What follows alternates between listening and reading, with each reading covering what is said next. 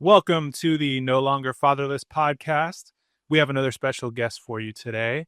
This is a mentor of ours for 4 years now, a great friend of mine, high school baseball coach, husband, father, man of faith, fisherman, so many wonderful things. Please welcome Mr. Austin Goss. Hello, everybody. Thank you for the intro, Skip. Very kind words. Over-exaggerated, I'd say. Thank you for being here. I'm excited to have you, excited to talk with you. You've been someone, whenever I first met you and started hanging out with you, sometimes you're just sort of drawn to a person and connect with somebody. And I feel like that's what it's been like on my side. I don't know about you, if you have the same feelings or not. No, yeah, I totally agree, man. I mean, as you get older in life, your circle shrinks, but I feel like the people that are in that circle are people that you trust and can depend on, and not only because they're, good human beings, but they're just people that you want your kids to kind of reflect and learn from. And you're one of those guys for me, man. You're in that circle, and I appreciate everything that you've done for me and my family and for the community. So you added me into your circle? You're in my circle. We started off as one lone person in the wolf pack, and now I've progressed to two. I'm looking for other takers. Yeah, maybe we'll find some more today. Well, figured I'd slip in a hangover reference in the podcast. Okay. We haven't had one of those yet. Oh gosh, it was the first, right? We should have a movie segment. Oh goodness gracious. We'll have the BC favorite movie list, and then the after Christ favorite movie list. We'll do that. That's a good idea. Man, you had quite an interesting journey in No Longer Fatherless that I was reflecting on leading up to this. So your mentor class was in November of 2021, if you recall. So it's been 4 years, almost exactly, pretty close.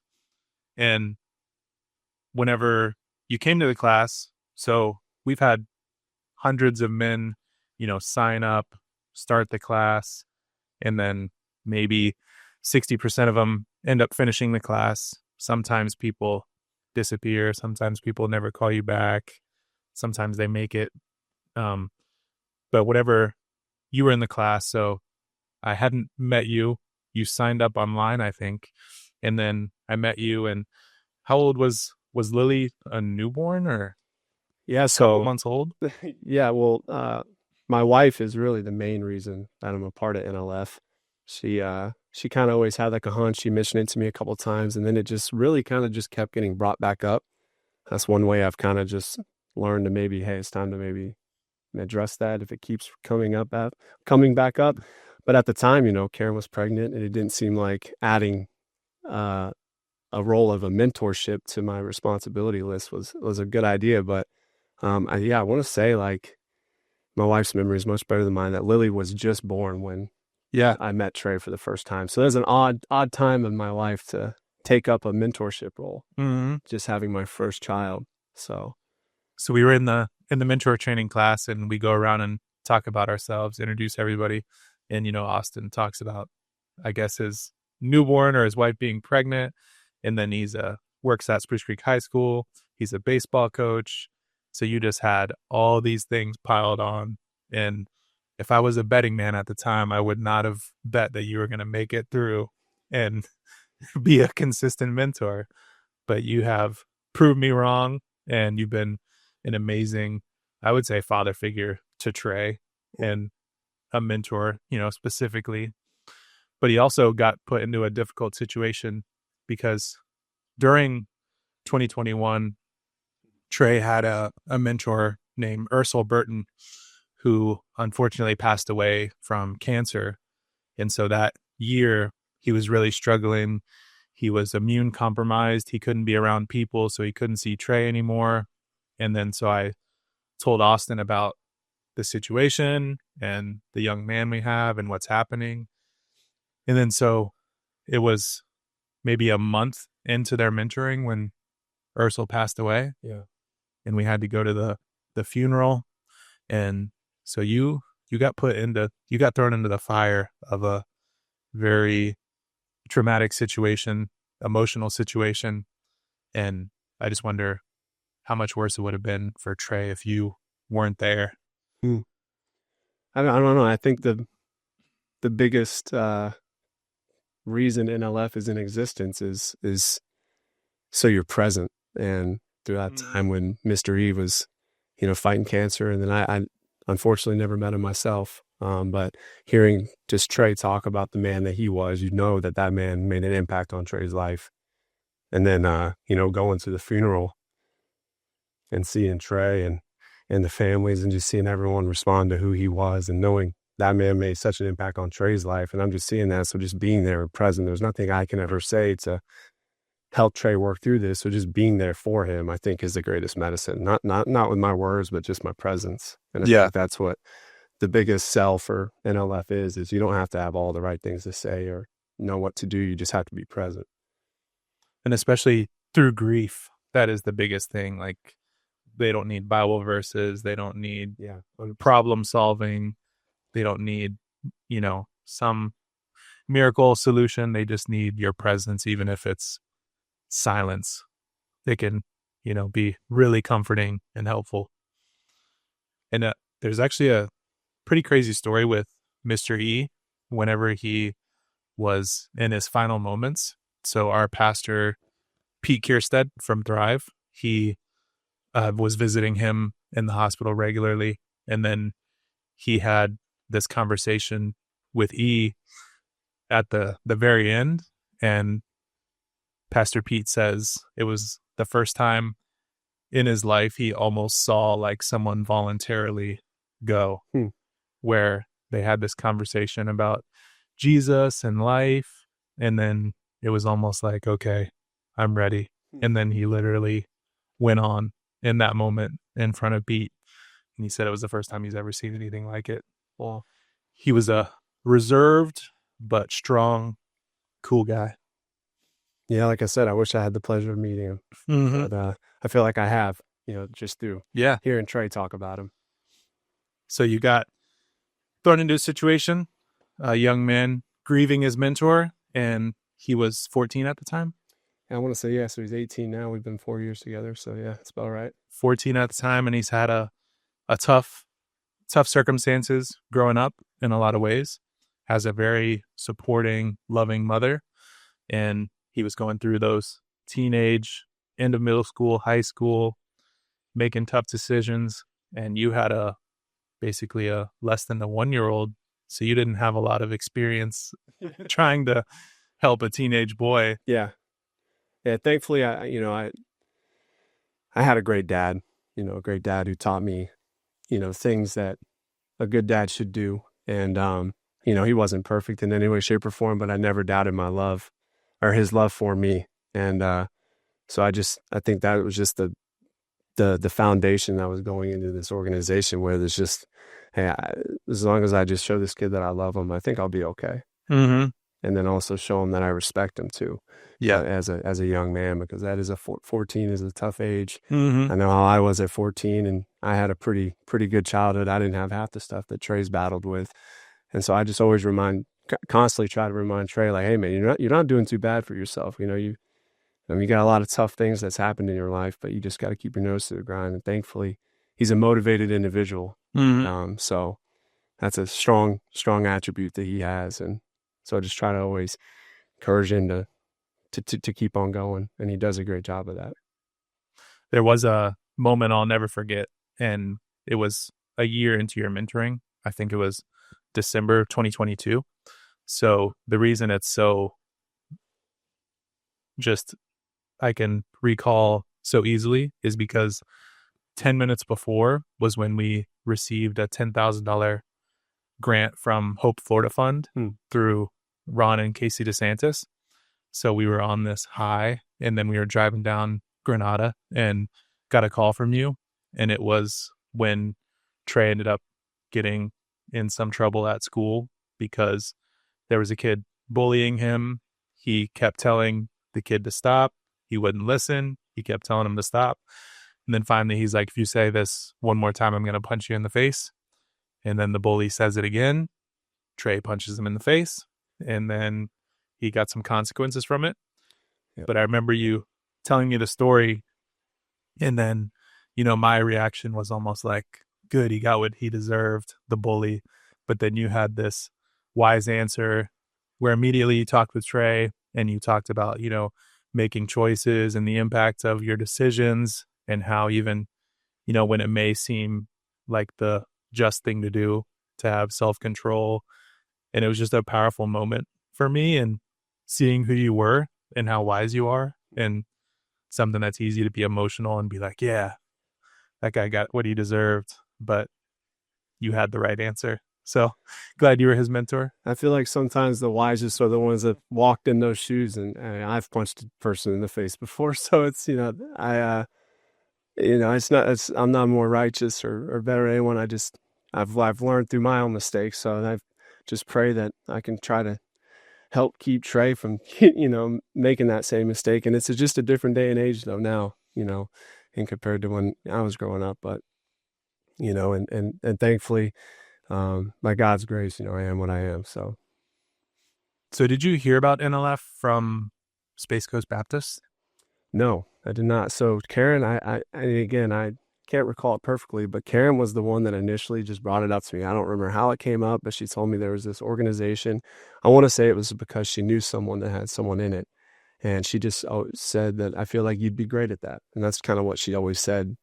And then it just kind of finally was brought up to the point where I felt a little bit stronger of conviction about it this time. And I just went with it. And that's how we ended up there.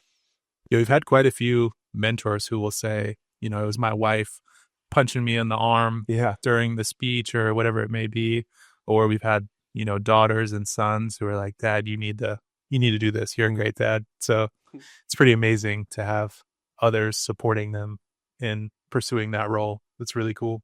Yeah. And I'm a yes man. So I say yes to everything. And so it was funny though, because I knew that was kind of like the Lord's doing too, because Karen was encouraging me to say yes to something that was going to add more to my plate. And I'm like, this is unique. So I said, well, I might as well really, really pray about it myself. And I'm so thankful I did, because I obtained a best friend for life in Trey. Mm-hmm. So thank you, Karen. Shout out, Karen. Shout out to the wifey. She's at home right now with the babies. So just had my second daughter. She's 2 months old. So, and my oldest is 4. Yeah. She just turned 4. Goodness. Having her birthday party a week tomorrow. ago. Well, what? Yeah. Yeah. A little beach party. Happy birthday. Are we allowed to say their names? Or is that No. confidential? I think it's confidential. Okay. Yeah. Happy birthday. Happy birthday, child 1. We'll bleep it out. Beep. Before we can say it, we'll do a Shador Sanders. Happy birthday.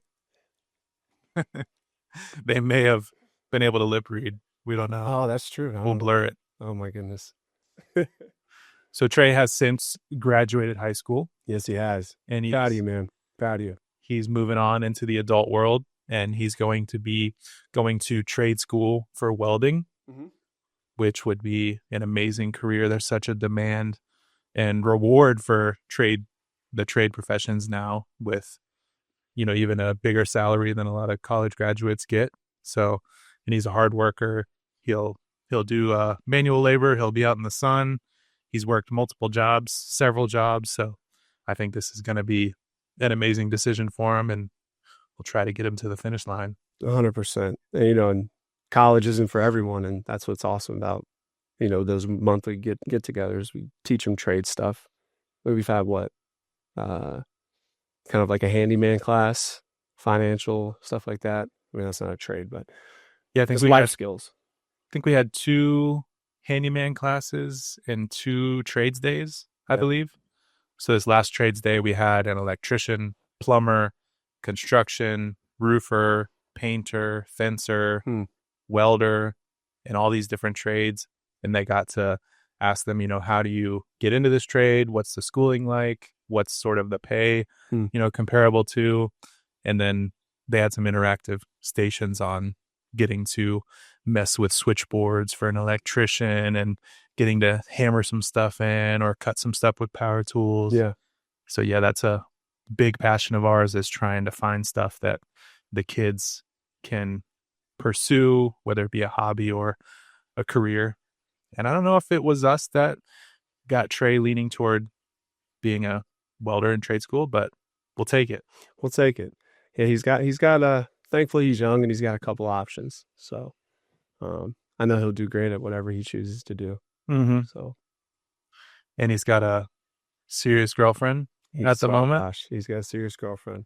He's in love. He's in love. He doesn't care who knows it. He doesn't care who knows it. Elf, great reference. I'm telling you, that would be before Jesus and after Jesus right there. Elf is a fantastic movie. Yeah, that movie's timeless. I'm a Will Ferrell guy. Yeah? Yeah, I'm a Will Ferrell guy. Yeah, we watched that one a couple times in the Christmas season. You have to. That and The Christmas Story. Yeah, I feel like those are two you have to do.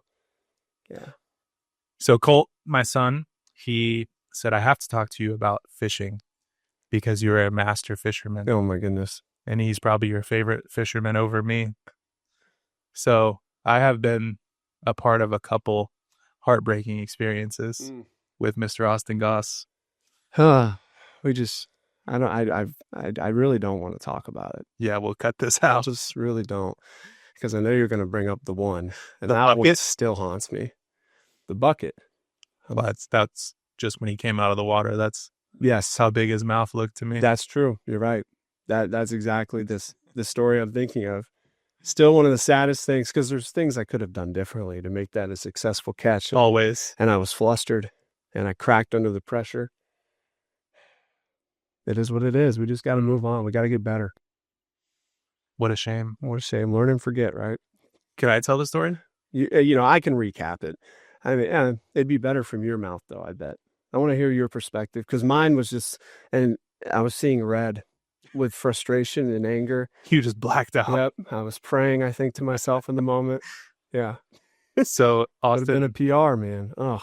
Austin lives in a neighborhood with a lot of canals and ponds and amazing bass fishing. There's days where we've caught like 25 bass between a few of us, and Colt caught his record bass in there, and we've caught some nice ones. So one day we're fishing for over 2 hours. I would say we've probably walked a mile at this point, and then we're at this canal behind a house, and we're all fishing in the same general area. And then Austin hooks up on a bass, and then you never know, how big it is at the moment, but you can have an idea. But then in the middle of the pond, the bass shakes out of the water, and you're like, oh my gosh, this is a tank. When it barely got its gills out of the water, I said, this boy is a big one. So he fought it, and he essentially caught it. He got it to the shore, but they have these banks leading up the canals into the golf course where we were at. And it reached the bank, and then he decided to back up and pull it up the bank rather than like reel it in or try to go grab it. Do the obvious best choice. Then the least obvious best choice. And then in slow motion, the line snaps, the bass wiggles off the bank, and she's gone. And back into the deep, never to be seen again. I feel safe about saying it was an 8 to 10 pound bass. Yeah, no doubt. I feel very safe about that, which would have been my PR, which would have resulted in happiness, but instead I felt sadness. He collapsed on the grass and just laid there. Had to reflect for like 5 minutes. Yeah, that was a sad walk back. Yeah. Especially when Colt, I don't remember, I think he told me it's going to be okay, but it was still, that was sad. Yeah, he said something like, you'll catch another one day. Yeah, or some of those you just don't have an opportunity like that again. You'll be as good as me one day. I think he did slip that in there too. He's like, it's okay, Austin. Sucking isn't easy. I'll show you how to do it. Yeah, because he catches everything. And then we had another sad one. We went fishing together in the intercoastal saltwater this time. Oh my gosh, Skip. I'm telling you, when I've eliminated these from my mind, I just, and you're just bringing up, I don't know what's worse. Because this would have been my first and only snook. Yeah. Oh. So we pull up next to this dock, and I think Chris said, like, this is the dock or something like that. We kind of, when we saw it initially, we were like, let's come back to that on the tail end. Mm-hmm. We kind of all knew maybe there's something there. And then do you remember what you were using? It was that little minnow, but it's that fake minnow you got. The not the fake minnow, the fake mullet. The mini mullet? Yeah, the mini mullet. It was the mini mullet. So yeah, he throws this thing out there and just gets blown up. And then we see this monster snook jumping out of the water, and then fights it, and it breaks off after a couple clean minutes. snap. Yep, clean snap in the line. Ah, man, those are yeah, they haunt you. They really do. If you're a fisherman, we all have them. This is nightmares. This is bad hosting. Just bring it up. Yeah, no, we need to be more positive. We really do. I wanted to recall good things. So let's talk about your good trophies. Was your biggest bass the one in New York? That one's up there. I felt that one was pretty cool. It's the only time I've ever fished in New York. It was at my best friend's wedding, up like north of Syracuse, and at some huge wedding venue with a big old lake in the middle on a little kayak by myself, and caught a monster. So I wish we had a little area we could pop up a picture. He's right here. We just upload it. Maybe when we when we get that corporate building. Yeah, when I get an editor in chief. Yeah. If anyone's interested, it's volunteer only though. Sorry. So how big do you think your personal best is? Like 8 pounds? I think 8. Yeah. But the thing is, I didn't weigh it in the moment, so it's really hard to say, but I feel safe saying 7 or 8. Who carries a scale around? I do now. You do? I do now, yeah, because at the end of the day, I need to have proof. Yeah. And the kids won't believe you. The kids won't believe me, So, yeah. Do you have a top 3 like dream fish to catch? So it's funny, you recall the bad stories of me missing fish, and I have one that you don't know about. Oh. And my dad, he's gonna laugh because he kind of brings this up every now and then. We were at the Coast Guard station off in NSB, and I chucked that line out there. This had to have been, I want to say, maybe when I was in 7th or 8th grade. And next thing you know, and I did not have the equipment for this fish. And next thing you know, I hook onto something, and this is a massive redfish. I mean, massive. And I don't know how, but I think I shocked it at some point, but we brought it in, and it was in close pretty quickly. But we were up on top of like a pier area, but it was shallow on the bottom. And when it got to the sand, I just handed my dad the pole, jumped in, and I lifted it out of the water, and I'm holding this redfish. Yeah. And my dad's friend that was with us that day bends down over the pier and says, "Hand me the fish." And I look up and I hand him the fish, and he brings it up and he drops it. And it lands in the water and swims away. And I just sat in the water and didn't know what to do. And to make the whole thing worse, I obviously was very mad at my dad's friend, but later my dad told me that he was just diagnosed with cancer. So it's like, I'm like, Dad, okay, well, I can't get mad anymore, Dad. Thanks for just making me feel awful. I'm like, but that's that story. There it is. You've got some heartbreakers. Heartbreakers. But I'm thankful. That's a memory though that I have of my pops.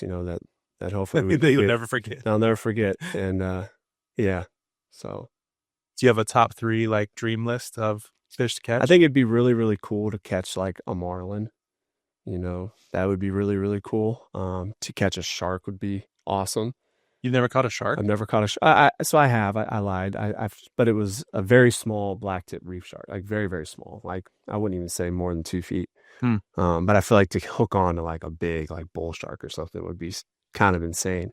And then I feel like a mahi would probably be number 3, just because they're beautiful fish. Nice. And I've never had an opportunity to catch one. Yeah. Yeah, they're I think the prettiest fish in the ocean. Yeah. A shark, marlin, and a mahi. I'd put those on the trophy list. Yeah. Mahi and a shark will be easily attainable. Yeah. I've never caught a marlin before. I don't know how to go about that. No, or just a swordfish or something. Mm-hmm. Yeah. That'd be pretty cool. One that I've always loved just because it's so crazy looking is a roosterfish. You ever seen those? Never seen more. It's like a giant jack, like that same family, but it's kind of grayish, but then it has black, and it has these, they call it the roosterfish because it has these fins that go up like 2 feet off its back. And so it's just crazy looking predator, and they're in like Costa Rica, and they get, probably 40 pounds or something like that. There's some interesting creatures in the ocean. That's for sure. And then my nemesis, the tarpon. I've caught caught some little ones, but I need to catch that. Yeah, I'm praying you catch that thing, man. Mm-hmm. I really do. I can't be with you when you catch it, though, because all I catch is catfish when I'm with you. That's it. So we'll talk about the elephant in the room. Let's talk about it. We're playing each other in fantasy football this weekend. Yeah, this is a David and Goliath matchup. Am I 1-3 and you're 4-0? Yeah.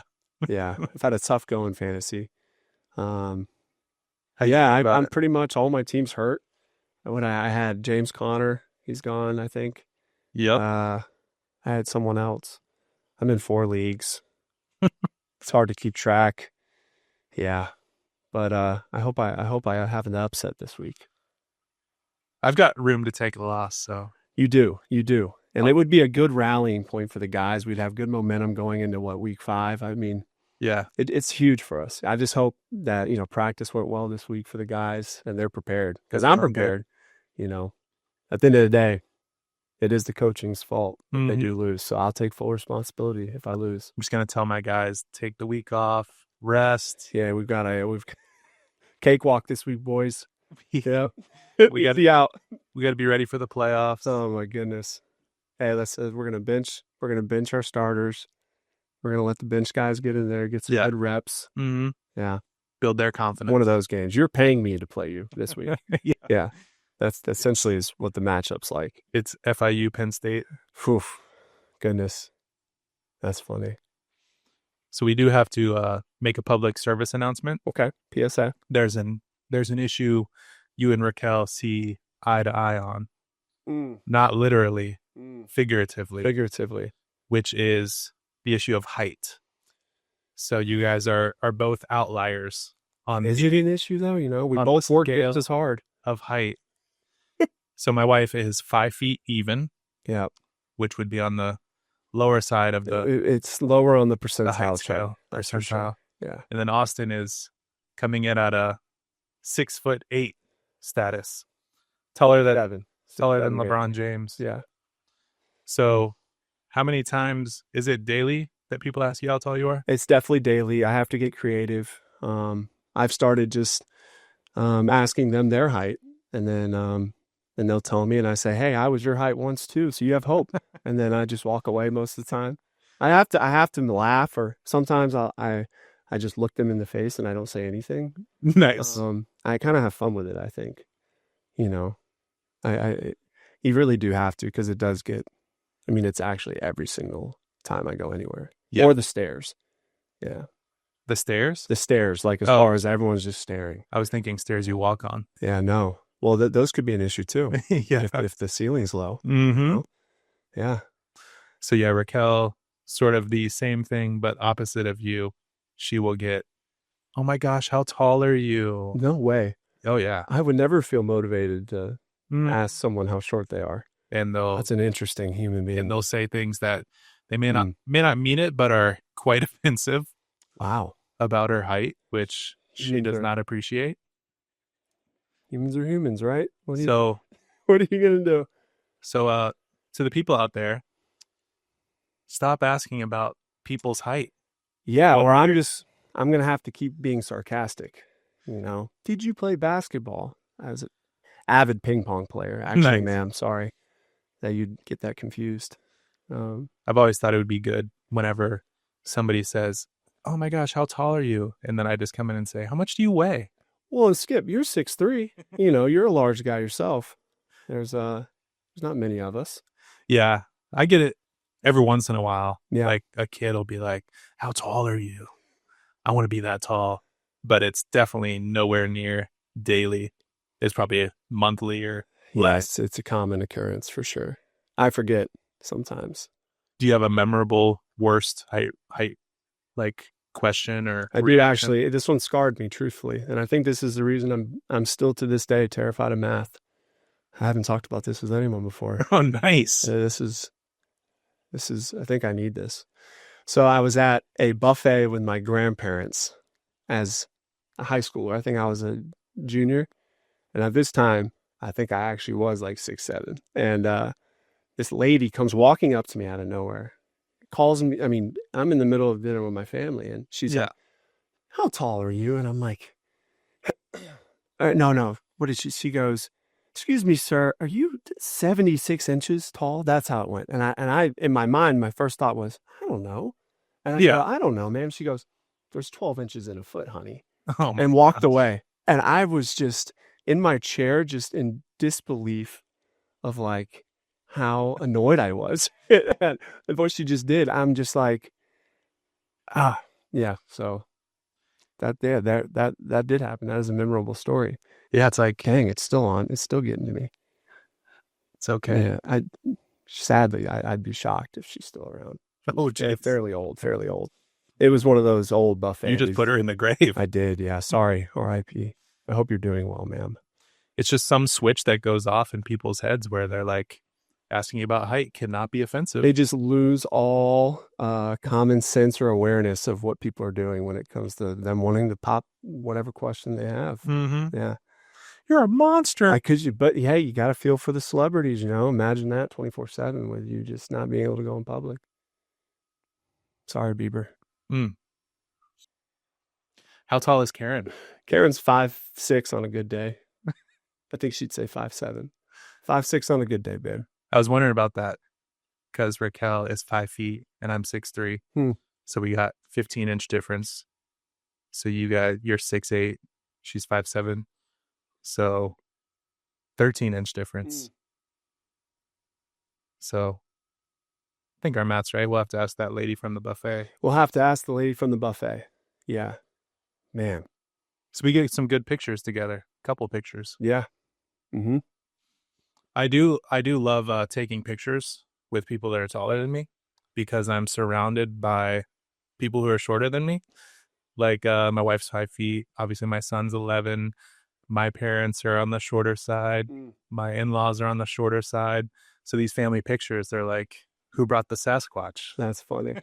At my first college, we my roommates or my like group of friends, it was myself 6'8", my buddy D was 6'7", my buddy Mike was 7 foot, and then my other buddy Zach 6'8", and my roommate Josh was 5'6". Oh my God. And we were all athletes, and it was hilarious because we'd go together and everyone would be freaking out, asking us questions, and Josh is in the corner like, I play baseball too, like, hey.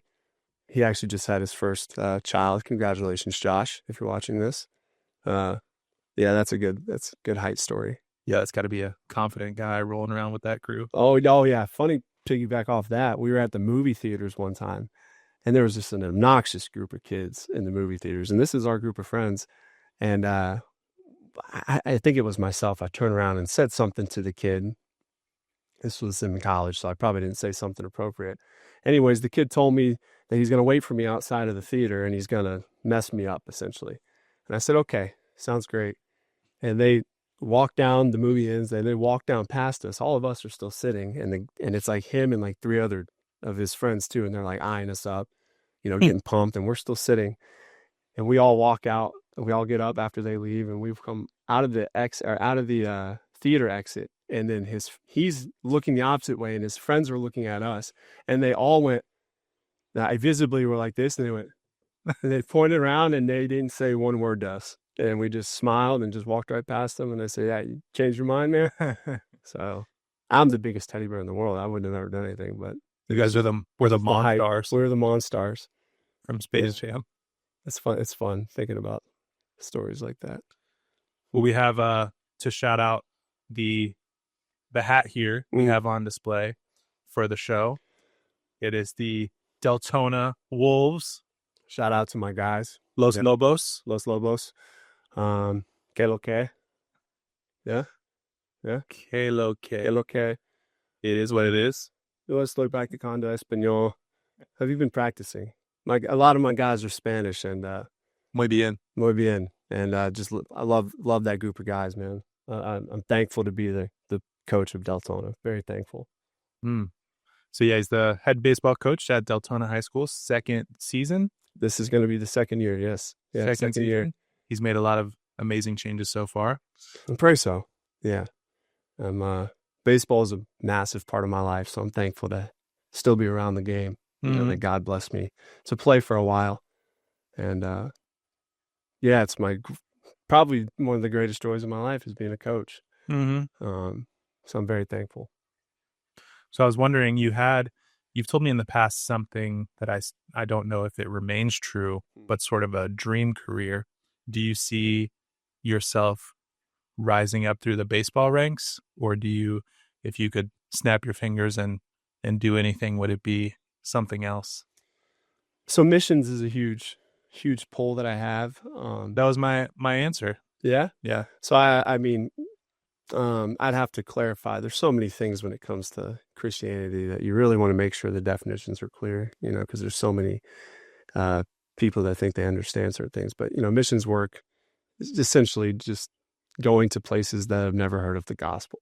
And yeah, that would be a snap my finger kind of a thing. But also, too, like, I don't know. It's a weird thing because I'm doing literally exactly what I couldn't have prayed more to do, and that's be a head coach. Yeah. So it's like I constantly battle, talking to my wife and friends. It's like obviously doing missions work and overseas in a place that's not anywhere to what you're doing now is obviously a huge leap of faith.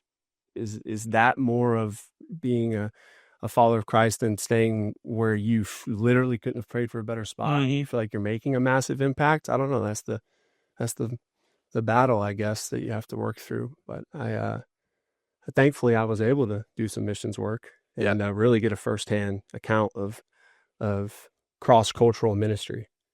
Yeah. Yeah, I think God calls people to everything he needs. And some people have a heart for local, some people have a heart for missions, some people, evangelism, worship, all the different gifts he can give you. And I heard a quote in a book where there was someone who had a local heart who said, I don't want to cross the street to go to a mission whenever there's a need right here in my town. And so I think God needs both. And I think he's using you locally right now and all the people you can reach on your team and your school and young people and NLF and church, like so many opportunities to have a mission here. And then hopefully that sustains you till you can spread your wings and go to, who knows, the Amazon or something. One thing I heard on before I went on my missions trip was, if you're not sharing the gospel to those around, you don't think you hopping on an airplane and crossing an ocean is going to change anything. When you get to a place that's, literally totally opposite of everything culturally, right? The text with, it's just a whole nother world, those places. And being blessed to go to the 1040 window. The 1040 window is a Christian term used to kind of represent the part of this earth that have the most unreached people groups within them. And so was it near Nepal? So it was it was supposed to be almost a year-long trip. We landed in Shanghai, China. We traversed throughout China to different locations, ended up going to Tibet. Used to be its own sovereign country, but was pretty much taken over by China. And then went from Tibet to Nepal, and then Nepal to India. Then we hopped on a plane and we went over to, man, I feel like I'm getting the order wrong. Went from India to, I want to say we went to, it was Ethiopia for sure. Went to Ethiopia, and we went to Djibouti. Yep. Went to Djibouti, went to Oman. It's in the Middle East, the country Georgia. Went to Azerbaijan. That is a unbelievable trip. Yeah, so a little bit of Asia, Turkey. I forgot Turkey. We're in Turkey as well. Then went to the European side of Turkey briefly, but mainly spent our time in Asia, Africa. It was almost Middle East, almost a year, and then that's when COVID hit. Actually, was when we were on our trip. It really hit home. We stayed in China in Wuhan. So that's where we lived in Wuhan. So really, when the COVID hit, looking back at the pictures and videos I had from being in Wuhan, just seeing how like empty and like just a ghost town it was really eerie. But yeah, so we lived in Wuhan. But no, we heard about stuff while we were traveling, but being in so many different places, so many different times, it's hard to kind of keep up. But then I'll never forget, we were on a train crossing the border into, I want to say that's when we were crossing into Azerbaijan. And they had full hazmat suits. Guys got on, they're checking temperatures, they're rating our stuff. They're going, I'm like, something's going on. And then we were in talks with our home base, and we actually, the night before, got the go ahead. We were going to hop on a boat and cross the oh my goodness, the sea right there. And it's also awful that I can't even think about it. The Dead Sea. No, Mediterranean. Yeah, I want to say is the Caspian Sea. I don't know. I'm upset that I can't remember. We were supposed to get on that, but then we woke up the next morning, and they said, you got to get on an airplane now. They're about to close the world, basically. And we got on a flight, went to Russia, and we were the last flight out of Russia. Oh, my God. I landed in JFK, and then got on a flight, landed in Daytona, and got picked up. So it was insane. So was that before you met Karen? So I met Karen. I definitely, met Jesus. About a year with Jesus, just me and him. And then I met Karen. Was not at all looking for a girlfriend, but then met Karen, and we were at a mutual friend's birthday party, and I saw her, and I didn't have much choice. I knew where I was sitting that night, so I sat across from her. And then, long story short, we were about dating for, I think, 7 months, and I don't think I would have asked her to marry me that early, but I knew I was about to go on almost a year-long trip, and I wanted her to know I was serious. And so it's about 7 months in, I asked her to marry me, and then we were engaged for my entire time overseas. Oh my gosh. We were engaged for 14 months before we got married. And so, yeah, we've been through a little bit, but that's insane. It's just like, you meet Jesus, you meet your wife, and next thing you know, you're in China, and then you're home, and you get married, and you have a kid, and you're like, all right, God. Jeez, that was fast. That's so crazy. You're at ground zero of COVID, like Wuhan, in the pretty much exact same time it was. Again, I wish we had a way we could pop up a video. I could show you some videos from the wet markets over there. I have. Wow. Yeah, I mean, it's pretty insane stuff. You have an unbelievable story. I hope you can share in Nepal, I think it was, with the paragliding. Oh gosh. I'm terrified of heights. I mean, actually terrified of heights. Can't watch a video without feeling my palms are sweating. I mean, I can't even go on a balcony getting close. But I'm over there, and Nepal, it's a third world country, so our dollar is worth quite a bit. And paragliding in the U.S. is going to be a pretty penny, but over there it was like 15 USD. And I knew a group of us were saying yes, and I was like, heck yeah, let's do it. I don't think I even knew what I said yes to. And they put us in a van, and we start just climbing this mountain. But I'm looking at what's going on, and I'm noticing there's a group of Nepali guys who are going to be the guys up in the air controlling stuff. And they're like almost having a fantasy draft selection. They're like picking people, and we're a bunch of tourists in this van, and they're just selecting everyone. And then I notice as they're selecting, they go and start talking to them to maybe get to know them. No one's coming to talk to me. And we get all the way up to this top of this mountain. And again, I'm still not knowing what's going on. I don't even realize how high we are. And we walk out to this big kind of grass valley looking thing. And all these guys are grabbing their people, and they're walking off. And I'm just standing there by myself. And this one guy comes up to me, very little English, and goes, "I'm stuck with you." And I said, "Okay." And he goes, "No one wanted to say yes." And he goes, "But I told them I'd try." And I said, "I'd try." And again, that's probably the worst Nepali accent I can have, but he said he's going to try. And I'm like, okay, cool. I'm being oblivious. Maybe I don't want to know really what's happening because I don't know. But anyways, he puts this backpack on me. And again, talk about a height difference. This guy actually might have been 5 foot. Wow. Very, very small human being. And I'm 6'8", 255 pounds. I mean, I'm large. And so just imagine Raquel leading you off. I'm telling you, this guy puts this bag on me. He literally hops on my back. Oh my! I'm like, I can't make this up. And all I see, because it's kind of like foggy that day, so we really didn't have the best visuals. And all I see is people just running, and then the parachute's just taking them up. And I'm like, okay. And I'm like, he just hopped on my back, and he just literally says, "Run and jump." Oh my God. And when I say jump, and Skip, I mean, I'm running towards a cliff edge. And I'm like getting chills thinking Of about it. And course. I start panicking because I'm like, dude, I'm freaking out. Next thing you know, my entire body lifts off the ground. Wow. I blink and I don't even know how high we are in the air, but we are up there. And there's hundreds of people on parachute, Oh my goodness. paragliding. They're flying everywhere. It's like the most chaotic scene I've ever seen. Like we're literally dodging other people in the air. It's like a And form this of guy bats. is, as the second we get up into the air, I'm telling you, Skip, he's like, oh, he starts freaking out. And I'm like freaking out. And he's like kicking me, telling me to move back. I'm like losing my mind because I mean, I can barely see the ground. I couldn't have been a worse nightmare. And he's like, I can't believe I'm doing this. I can't believe I'm doing it. And I'm like, what is going on?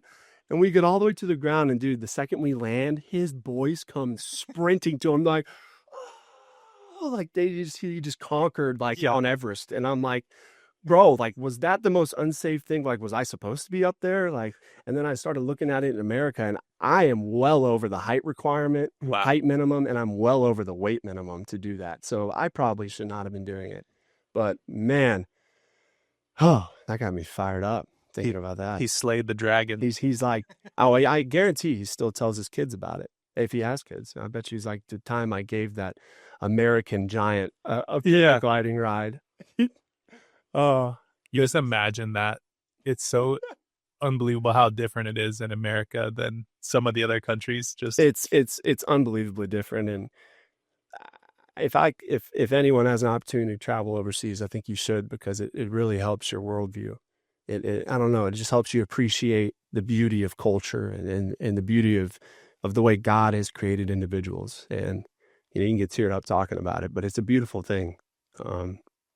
Yeah, I mean, God's created every human being in his image, and you really appreciate that when you're overseas, like firsthand experiencing the way people live and understanding the why behind they believe what they believe. It's a beautiful thing. Yeah. You just imagine in North Carolina or something, in the mountains, where there'd just be on a foggy morning, just 100 paragliders just randomly taking off, no order. I've never seen anything like it, man. And we were supposed to, so they had said that we could see Mount Everest when we were paragliding, but the visuals were so bad, so we couldn't see. In your pure state of panic, it might be. I'm like, I don't care what I'm seeing. Get me out of here. It's probably just a blur. But yeah, I have a video, and in the video, I think at that point, I'm like, I've accepted that I'm not getting out of this until we land. So I'm like pretending to have fun, but secretly I'm freaking out. Yeah. And that was fun. Yeah, big guys aren't made to do certain things. No, I would love to go. Shout out to Taylor. He says he wants to go skydiving. I can't go skydiving. I'm too big. And that's on my bucket list for sure. I think I want to, but I got to go back to Nepal. I'd have to go to Nepal, and there's no way I would get in an airplane in Nepal and jump out of it. No way. Is that like, so if you did it solo, you could do it, but you can't like do a tandem? I know you're not allowed to do solo like your first time. I guess concrete answers, I don't really know. I just know that the local area, I'm too big. So I think they cut it off at like 6'4", but the weight limit starts at 200. I mean, yeah, that's 200. I mean, got some work to do. I'd have to really cut weight. Get the Ozempic. Oh, no. You'll be there in 3 days. There's some bad stuff for it. You'll be a skeleton. There's some lawsuits. I might, of course, get in on that lawsuit. Here's something we've never tested, and it's for diabetes. Good luck. Now use it for weight loss. Go. Well, they needed test results. They needed to, they had to have someone do it. Yeah, sorry. So when did you officially retire from baseball? 2017. So I had a 5-year stint in college. I went to 4 different colleges. I was a part of the transfer portal before it was a transfer portal. But not all of those decisions were ones that I wanted to make. But, I definitely wasn't. That was my BC days. I say 2017 is when I met the Lord. I gave my life to Jesus Christ. But before then, I was a wild card. I don't know. I was definitely emotionally driven, impulsive, and just kind of going with the flow. But I tore my ACL my senior year of high school. Thankfully, the school that I committed to kept me. It was up in South Carolina. Was there for 5 months, tore my ACL again.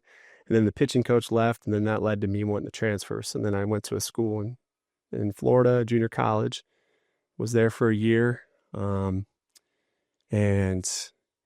was academically ineligible, to be totally transparent, after my junior college year, which is a part of the reason I love coaching, because I'm able to tell these kids the importance of academics, because unfortunately I didn't take it seriously and I'm paying for it. So I was academically ineligible because I was banking on getting drafted. And then thankfully a D2 in Georgia said, hey, we can get you eligible. Well, I didn't hold my end of the bargain, so I had to transfer again. And then I ended up at a NAI school up in Tennessee. In between all those stops, played in Virginia, West Virginia. And then after my senior year of college, I went to a pro ball tryout for an independent league called the Frontier League, and I was selected. I got drafted out of that, and then spent some time with the Schaumburg Boomers. It's a cool name. Yeah, Schaumburg Boomers. It's a bird, in case you're wondering. And then I got released from there, and ended up going to an independent league out in New Mexico. The Roswell Invaders is who I played for, where the aliens landed in Roswell, New Mexico. Oh, nice. And yeah, that's a interesting place, man. But and then came home and was gonna continue to play, but then that's when I kind of I was at my lowest, and I met the Lord and ended up talking to a guy I used to play for, and that's how I started coaching. And he asked me to be his pitching coach. Was there how did it work? Was there a moment where you just started to pursue God, or was there a person or an experience? So my wife, she introduced me to the term a CEO, which is a Christmas and Easter only kind of Christian. Oh, yeah. So I couldn't have asked for a better upbringing. But I would say in a way, for some reason in my mind, my recollection, my memory, I literally don't ever remember hearing the name Jesus. I know that I was talked about Jesus, but for some reason at this point in my life, I literally, if you would ask me who he was, I probably wouldn't have given you the right answer. But if you would ask me if I'm a Christian, I probably would have said, I don't really know, but I do believe in God. And I kind of had that mindset. And then once I got my license, we kind of collectively as a family stopped going. And then my senior year of high school, when I got hurt, that's when I was introduced to drugs. And then I pretty much was addicted to marijuana from that point on until I got saved. Did it throughout all of college, pro ball, everything. On top of many other bad things, like habit-wise, but that was the main one.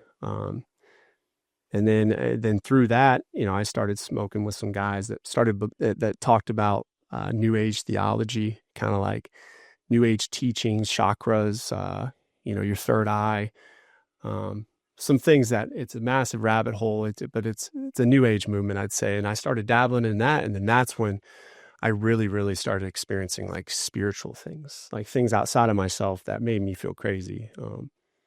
And that led to a pretty dark time. But in the midst of that darkness, I literally don't know how else to put it other than the fact that I met God and I encountered him, and I don't have to have all the right answers or have it all figured out, but I know what I felt.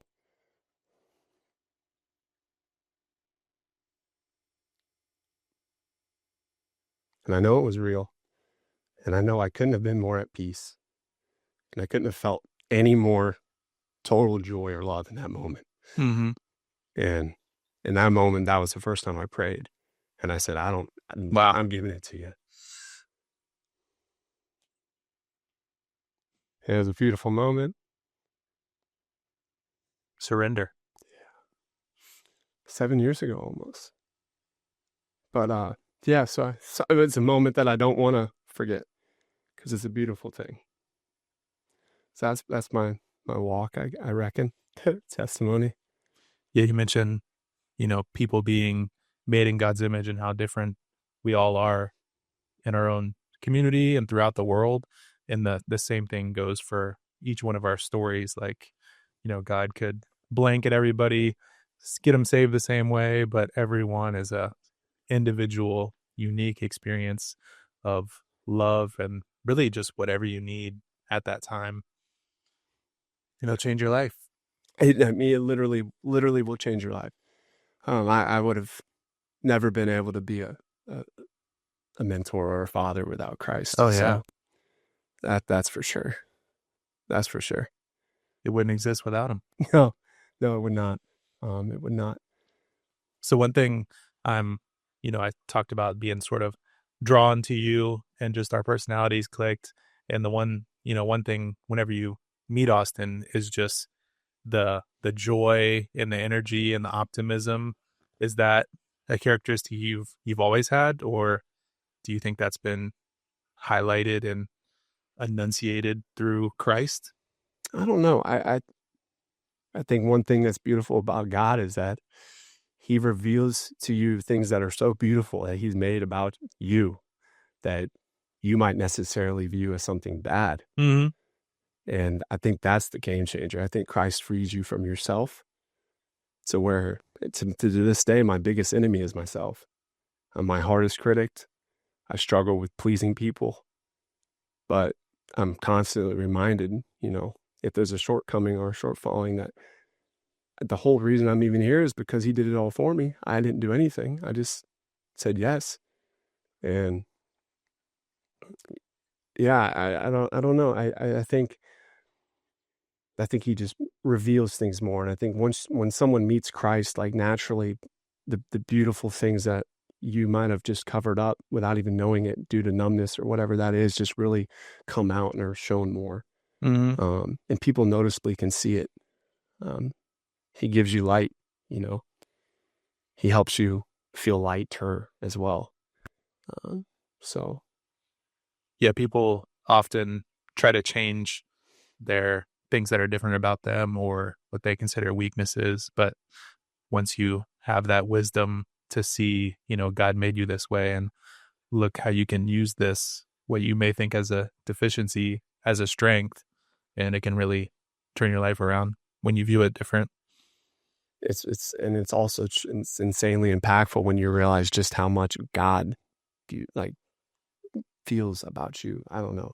That is a feeling that you can't preach a sermon to make someone. You have to experience it. Mm-hmm. Those that have tasted the goodness of God, it's something it's experiential, and that's what makes God so cool. Is that he's not hiding. He's an experiential God. You can encounter him. Well, thank you so much for sharing that. I know that's an emotional memory to look back on. It is, man. But life-changing. Yeah, it is. That was beautiful. Oh, thanks. You have anything else you want to talk about today? Oh, man. I don't know. Thank you, Karen, for being my little rock, little R rock. And shout out to Lily and Zoe. You said their names. Oh, crud. You can I'll bleep it. You can bleep it, even though I can't talk. And I don't know. Love you, Trey. Thank you, Skip, so much for just blessing my life. Yeah, with your friendship and in this organization. Yeah, I've told you several times today just how much I loved you from the beginning, and that's just grown even fonder over the past 4 years. Our families went fishing together last night, and anytime I get to see your family, your wife, your girls, and you, it's just always pure joy and happiness, and just love being around you. Grateful for your friendship. You're a wise man, and just love you. Love being around you. Love you too, Skip. Thank you guys for watching today. Thank you to Austin for coming on. That was a beautiful time. We hope you enjoy. You can find us all over the internet, nolongerfatherless.org, Facebook, Spotify, YouTube, Instagram. Please look us up. Please see how to get involved. Let us know any topics you want us to cover in these upcoming podcasts.